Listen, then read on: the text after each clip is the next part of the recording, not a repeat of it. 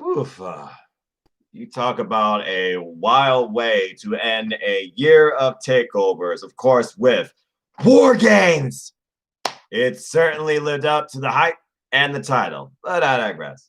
Hello, everybody. Good evening, good morning, good night, konnichiwa to you all, whenever y'all might be watching this, whether on live or on demand. My name is Noah Foster, and I'm just a simple man giving you my overall simple summary of NXT TakeOver War Games 2020. This video is being recorded live 11:02 p.m. Eastern Standard Time, Sunday night, December 6th, and I'm just going to give you my brief thoughts, recaps, takeaways of this year's War Games and what I think overall about this year's takeovers and some other thoughts to come. Let's get right into the discussion. So this year's War Games was actually headlined again by the Women's War Games, the second ever, of course, in NXT TakeOver NXT history, period. And it started off, of course, with Team LeRae coming in one by one, with Candice LeRae introducing herself much more than just the Poison Pixie. I would say she's like a dark queen in a way. Like she had this unique Maleficent type vibe to her and even bigger, darker wings. I'm not sure if it's trying to be a dark angel or something. I thought it was kind of interesting. A shout out to all of you watching live and in the chat as well. If you have any thoughts or takeaways, please let me know. I'd love to hear them. Anyway, as Team Sashi Blackheart came into play, we also found out who started off for Team Lorraine War Games. It was Dakota Kai who storms the ring. Interesting considering last year Dakota Kai was also part of War Games, but never stepped inside the structure. As Team Sashi Blackheart came out with a brand new set of wheels, much bigger tank, and apparently was loaded with ammunition as she sought something at Dakota Kai at the cage. It was actually Ember Moon who kicked it off, which I find interesting because Ember Moon, Dakota Kai, they had the initial scuffle when Ember Moon first returned to NXT, and Dakota Kai got the better of Ember Moon. As these two duked it out for 5 minutes, you all know the way War Games work. After the 5-minute interval, the team the advantage got the next person in. In this case, the Faces had the advantage. So with that being said, we then had the Captain Shotzi Blackheart come into play. And for some reason, she brought in a toolbox and a crowbar, which I find rather interesting. As these two basically had a 2-on-1 assault over Dakota Kai, who really fought hard. Things really got in favor for Team LeRae when the heavy artillery on their team came into play. Of course, I'm talking about Raquel Gonzalez, who basically wrecked shop and cleaned house most of this match. In my opinion, the overall best performer in this Women's War Games match. As things were looking desperate at this point, and Kai was finally coming into play, and things were going Team LeRae's way, we then get the heavy and the battle of the two giants again, as Rhea Ripley introduces her brutality into this, and basically Rhea Ripley and Raquel Gonzalez, they renew hostilities. As these two just massive, destructive forces and the toughest, most powerful forces, I would say, in the NXT Women's Division, collided with each other. Things were once again going into Team Blackheart's way. And then following that, Io Shirai, of course, being the, oh, wait, I'm sorry, botch. I skipped no, I didn't skip ahead. That's right. I'm so used to the heels having the advantage. You know what I mean? When you think of advantage, you think the heels get the advantage. In the history of War Games and NXT, it's always the heels that had the advantage. But it wasn't in this case. So Io Shirai, of course, was the last one to step in, of course, as part of Team Blackheart. Or you would think, because as she was trying to get in, Raquel Gonzalez truly played as a bouncer for Seth's bodyguard at all costs, preventing Io Shirai coming in. And before this, by the way, there were some crazy spots, including a small sledgehammer, studded belt. I'm glad the crowbar didn't come into play. Steel, wood, destruction galore. And a bunch of kendo sticks also came in play too, as Tony Storm, botch, also entered the fray.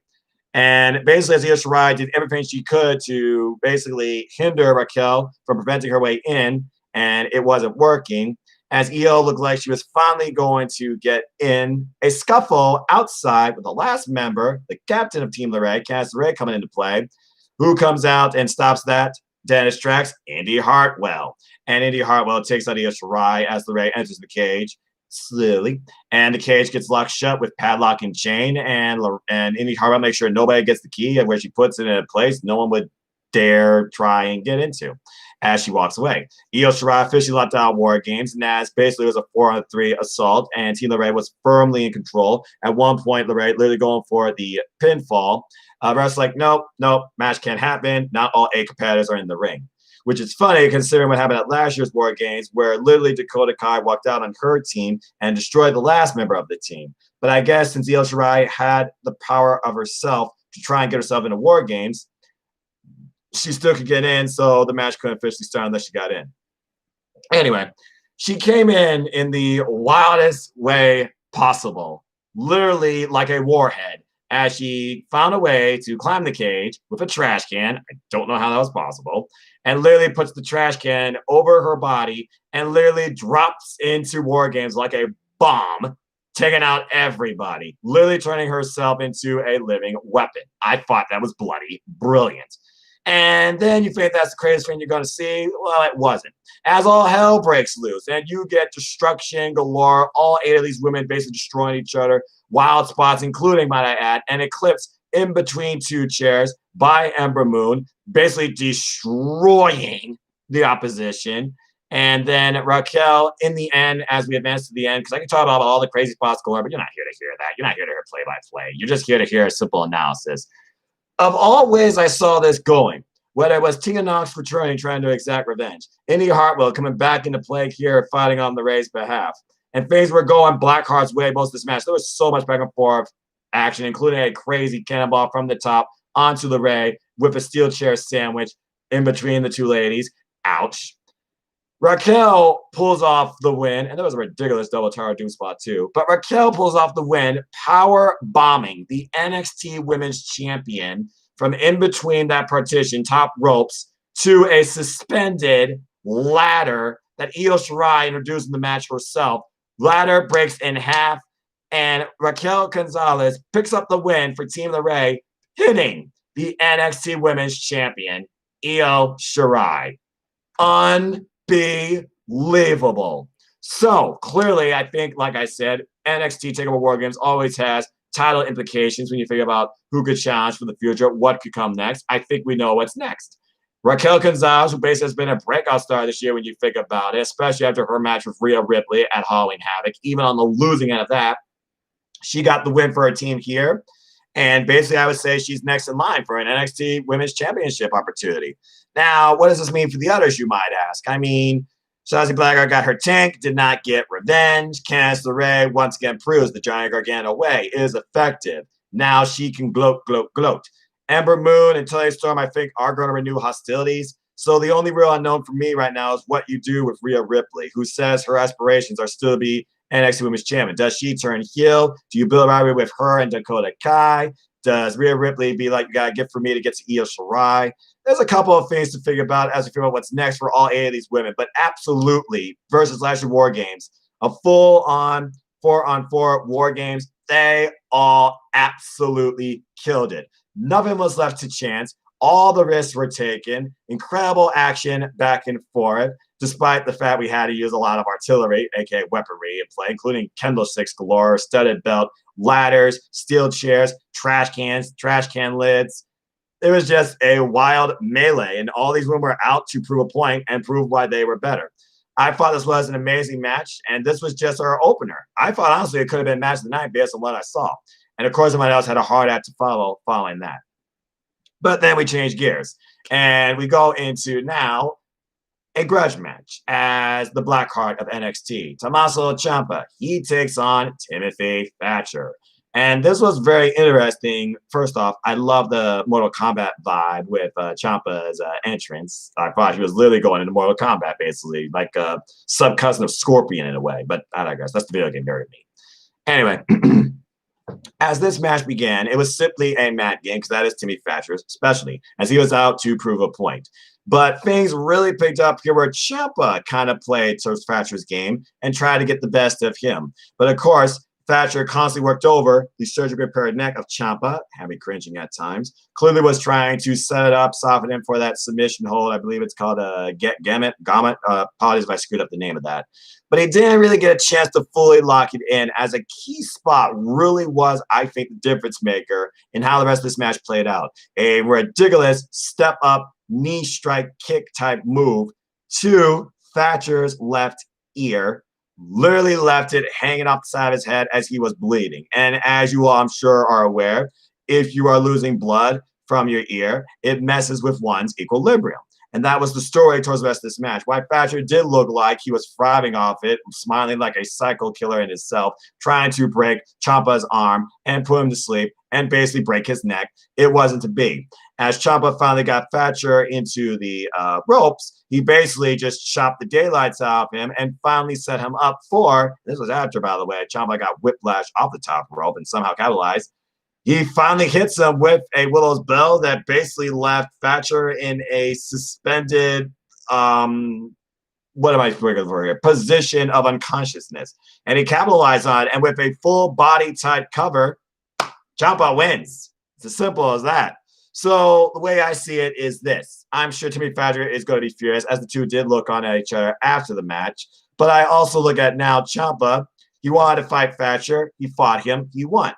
Do you fight Thatcher again? Does Thatcher have you fight him at his playground? Do we get a fight pit match out of this? Is this probably just beginning, or is this a one-off? I am not truly sure, but I am sure of this. This was a really aggressive, brutal match that I have not seen from the likes of Ciampa in a while. And also, I want to see these two face each other again. I really don't want this rivalry to be over. I feel there's still more lessons to be learned. And honestly, what could it lead for Ciampa? I don't know. But I feel like Thatcher is not done with Ciampa yet. As again, if Thatcher is going to lead by example for his students who not get involved at all in this match, he's going to have to pick up a win or get the better of the Black Heart. I think this is far from over. Great match, though. Anyway, as we move on from a grudge match, we move on to a strap match as we have Cameron Grimes taking on Dexter Lumis, who came in here with a game plan. First off, he came in reluctantly to the ref strap. By the way, the same ref, by the way, who he was afraid of since the Halloween House of Terror match. Just saying, the zombie referee. I thought that was kind of funny. He came with his own strap, and before the ref could literally put on Cameron Grimes' strap on Dexter Lumis and himself, literally all-out assault around ringside. And basically, Cameron Grimes trying to avoid the gaze of Dexter Lumis. He took advantage of this as the match wasn't even beginning. When the match finally began after he felt like he had Dexter Lumis in a prone state, the strap really came in play for a number of spots, as Grimes feared for his life finally being tied to Dexter Lumis. Again, Dexter Lumis being something out of a freaking horror movie, serial killer-wise. There was some wild spots. He tries to get to the outside of the ring. Dexter Lumis doesn't allow it. Great back and forth action. Ridiculous Irish whips by Dexter Lumis using Cameron Grimes' body, crossbody style, into the barricades. I thought they were going to collapse on the impact of those. That was ridiculous. As Cameron Grimes did gain control by throwing Dexter Lumis over the side barricade, thinking he's out for now. Out of nowhere, we just see awesome camera, by the way, on this angle. Cameron Grimes smiling, but he looks on, eyes wide open, as he sees a hand on the barricade, and Dexter Lumis slowly rising in that non-emotional, non-blinking, terrifying state. Anyway, as Cameron Grimes tries to capitalize on this, he goes on the offense. He uses a chair for most of this match and the strap itself. Dexter Lumis, of course, though, he counters all of that. There was a very close spot, though, where Dexter Lumis did get caved in by Grimes, and I thought Grimes nearly had him here. He even had a bag at one point over Dexter Lumis' head, again, averting his gaze. He used the strap a lot to try and block his gaze, too. So Cameron Grimes was clearly not trying to look at Dexter Lumis. But it wasn't to be. As in the very end, he goes for one last cave-in with Dexter Lumis sitting in a chair. Dexter Lumis finally locks him into silence, literally hog-tying his legs. Then a drop toe hold. Cameron Grimes falls on the chair and literally trying to fight out of it, literally trying to pull the strap off. It wasn't to be. As he falls to silence and literally the strap wrapped around Cameron Grimes' face, nowhere to go middle of the ring. Cameron Grimes taps out. And afterwards, after the replay, we literally find Cameron Grimes hog-tied in the middle of the ring, incapacitated, and Dexter Lumis stands tall. So personally, I hope this rivalry is over. I hope it means bigger things for Dexter Lumis because I don't know where you go with this character, but I feel he can be a champion. But does this character need to be champion more than Cameron Grimes, who's so full of himself. He could probably make a rivalry with anybody at this point. Maybe he can go try and challenge Bronson Reed if he ever comes back. I don't even know what that guy is. But I thought this was an interesting match, and it was a fun short-term feud that's been going on since before Halloween Havoc. But personally, I hope these two are done facing each other, and I hope Grimes learned his lesson. Don't piss off Dexter Lumis, because action speaks louder than words, and his actions will reflect on your punishment. Simple as that. Meanwhile, before we go into our next match, we get a simple video message regarding someone just watching on from afar. And Armageddon is coming your way. A clock tolls to midnight. TikTok. Ladies and gentlemen, I think we all know what's happening very soon. We will all fall and pray as Karrion Kross will once again grace our screens very soon to come after the title he never lost but had to vacate. Again, like he said, everybody eventually pays the toll. I think a certain prince is going to pay the toll very soon. Of course, the Prince Finn Balor, he talks about this too, talks about War Games, wonder who comes on the other side, who will step out to the Prince. He's just waiting, watching the mice play. And we'll have to wait and see how that goes. Anyway, as we move on from there, we go into the NXT North American Triple Threat title match as the current champion, still can't believe it, Leon Ruff, he defends the title against Damian Priest and Johnny Gargano. And basically, this match was kind of a little bit off for me for a number of reasons. One, I didn't see Leon Ruff entering this match as North American champion, nor did I see him leaving this match as North American champion. Both my aspirations kind of were on point. As Leon Ruff did fight all he could, literally infuriating Damian Priest at one point.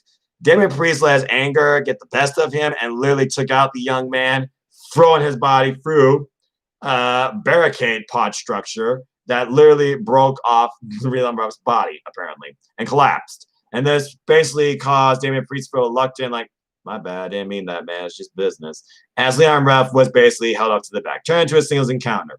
Basically, once again, we got the mutual wrestling style between Johnny Gargano and Damian Priest, as both of them exchange multiple moves for moves, and Johnny Gargano tries to take advantage of this.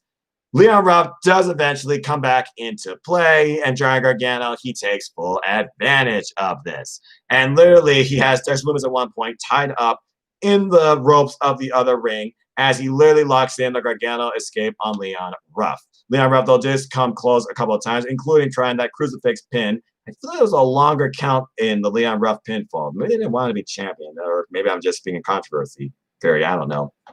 Anyway, crossbody attempts galore, but the Gargano escape. Look at him, he's about to tap, but Damian Priest finds a way to get his body out from the ropes and kicks pretty much Johnny Gargano in the face. He goes on a roundhouse kicking spree, just knocking Johnny Gargano's lights out back and forth, and literally pulling off, I think, slice of heaven on both Leon Ruff and Johnny Gargano towards the end of the match. But I said it in the predictions. You saw it literally on last week's NXT. Who was there during that tag match that got in Damian Priest's mind?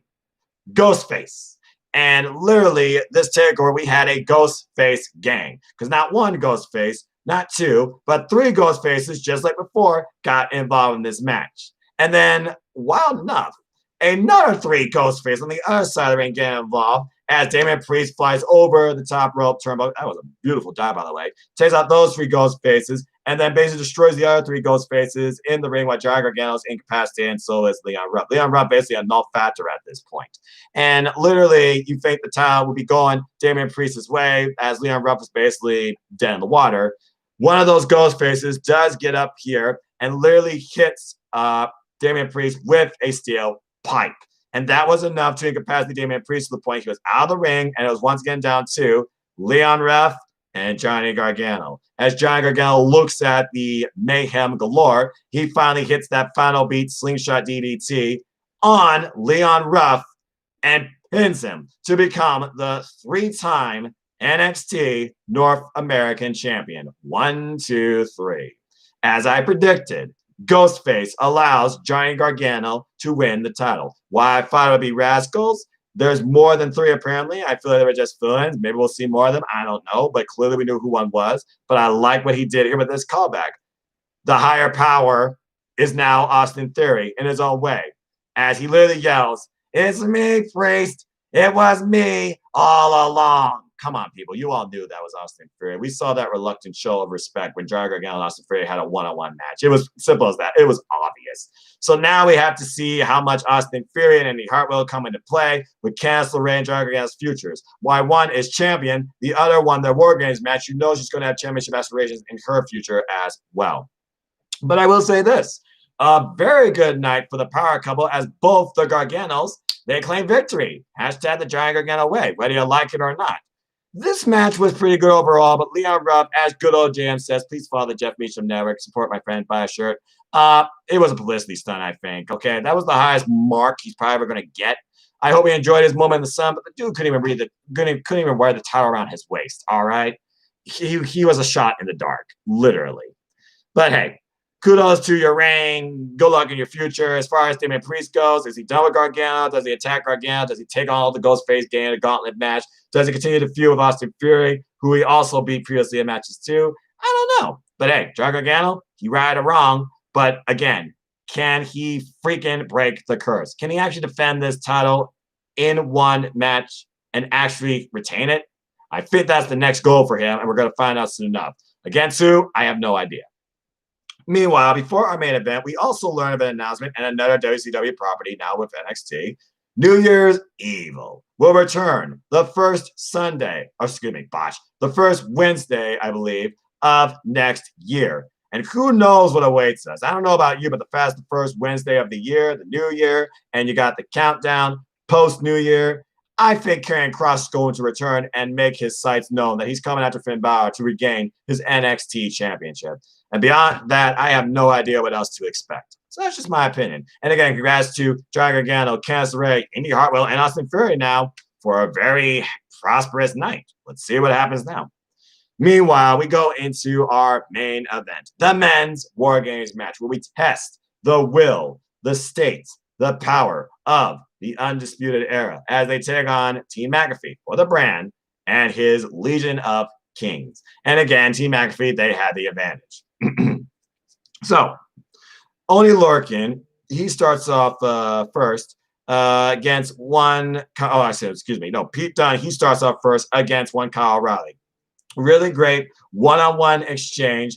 I really enjoyed these two when they fight. They are two of the most brutal professional wrestlers you can ever watch in the ring, let alone facing each other. And it was a filling out process, but also a very brutal one, as Kyle was definitely hindered more during this opening segment for 5 minutes. Then coming in from Team McAfee is the Boston Brawler, Oney Lorcan. Oney Lorcan and Pete Dunne, they put on a technical submissions clinic, once again hindering Kyle O'Reilly even more, to the point I thought they were going to pop literally Kyle O'Reilly's arm out of his socket, locking into his submissions. Again, he never tapped. Doesn't matter, though, because, again, War Games don't start till everybody's in.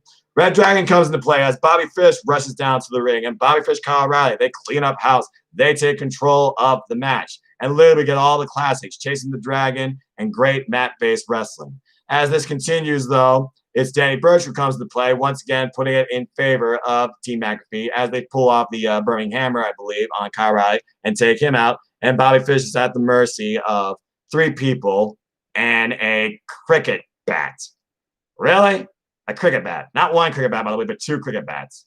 Might I add, the only weapon so far used in this match. I was like, what? Okay. A very effective, hard weapon, and they used it to take out Bobby Fish and Kyle O'Reilly's legs for the most part, until Roderick Strong came into play like a bat out of hell with a chiropractic strong clinic of his own. Olympic slams galore, bat breakers, literally taking on all 3 men at one point by himself in that middle partition with the running forever forearm strikes. I thought this was extremely impressive.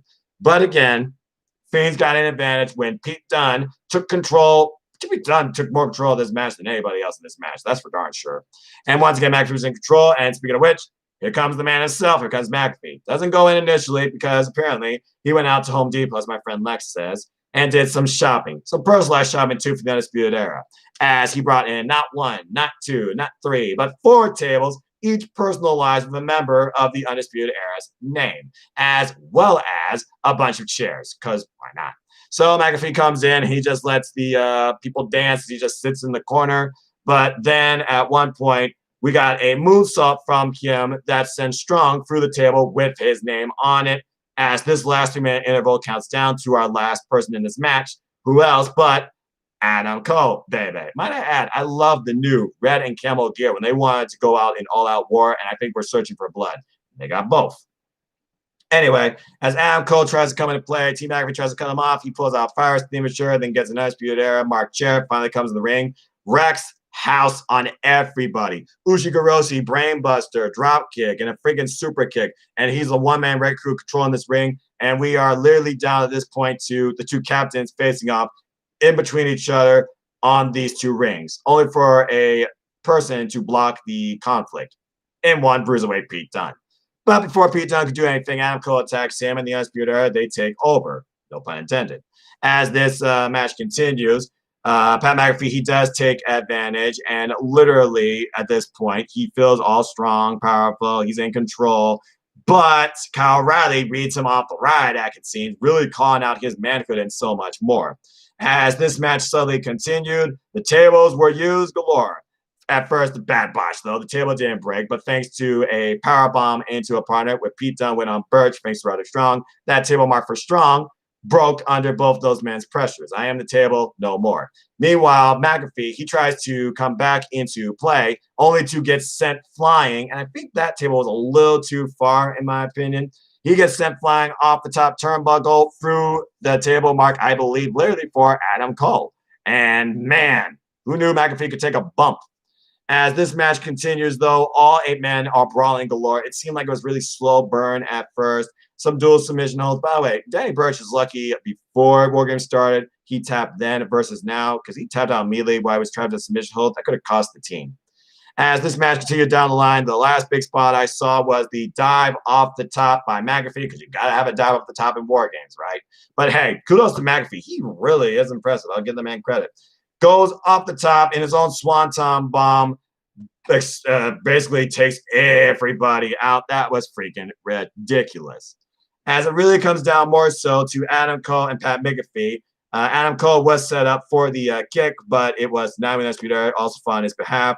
Eventually, all of Team McAfee is taken down at this point. It comes down to McAfee. He's on a 4-on-1 assault by the Undisputed Era. But Pete Dunne, Divis Man comes into play, and Oiler and Danny Burch, they fight back too. As these men all continued to fight, McAfee was going for the kill here, but Adam Cole counted, and Adam Cole was going for the kill, only to get hit by a dreaded low blow. I knew that had come in eventually. He does finally pull off the Panama Sun lines, and to everybody's surprise, including mine, Pat McAfee freaking kicks out.